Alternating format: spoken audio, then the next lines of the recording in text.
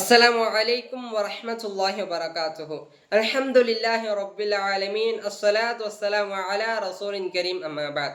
அன்பார்ந்த அல்லாஹ்வின் நல்லடியார்களே, கல்வியை தேடுவது என்பது ஒவ்வொரு முஸ்லிமான ஆண்களின் மீதும் பெண்களின் மீதும் கட்டாய கடமையாக்கப்பட்டது என்று நபி ஸல்லல்லாஹு அலைஹி வஸல்லம் அவர்கள் எமக்கு கோரி காட்டினார்கள்.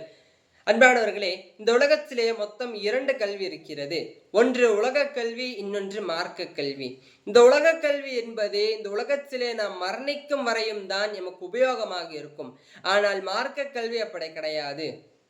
நாம் மார்க்க கல்வியை படித்தால் நாம் மரணிக்கும் வரை அது எமக்கு உபயோகமாக இருக்கும். நாம் மரணித்ததற்கு பிறகும் எமக்கு உபயோகமாக இருக்கும். இந்த உலகத்திலே என்னுடைய மகன் டாக்டர் ஆக வேண்டும், இன்ஜினியர் ஆக வேண்டும், கலெக்டர் ஆக வேண்டும் என்று நினைக்கக்கூடிய பெற்றோர்கள் தான் அதிகமாக இருக்கிறார்கள். என் மகன் மார்க்க கல்வியை படித்து மார்க்கறிஞராக வேண்டும் என்று நினைக்கக்கூடிய பெற்றோர்கள் குறைவாக தான் இருக்கிறார்கள். இந்த மார்க்க கல்வி என்பதே எம்முடைய இறைவனை பற்றியும் எம்முடைய தூதரை பற்றியும் படிக்கக்கூடிய கல்விதான்.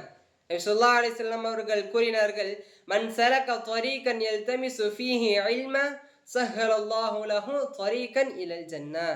யார் அல்லாஹ்வின் பாதையிலே கல்வியை கற்கிறாரோ அவர்களுக்கு அல்லாஹ் ரப்பல் ஆலமீன் அவருடைய சுர்க்கத்தினுடைய பாதையை இலகுவாக்கி தரான் என்று கூறினார்கள். அன்பானவர்களே, இந்த உலகத்திலே மார்க்க கல்வியை படிப்பது என்பது கட்டாயம்தான். நாம் நிச்சயமாக அதை படித்துதான் ஆக வேண்டும். நாம் அதை படிக்காவிட்டால் நாளை மறுமை நாளில் அல்லாஹ்விடத்திலே அவன் கேட்கக்கூடிய கேள்விக்கு நாம் எவ்வாறு பதில் சொல்ல முடியும், எப்படி பதில் சொல்ல முடியும்?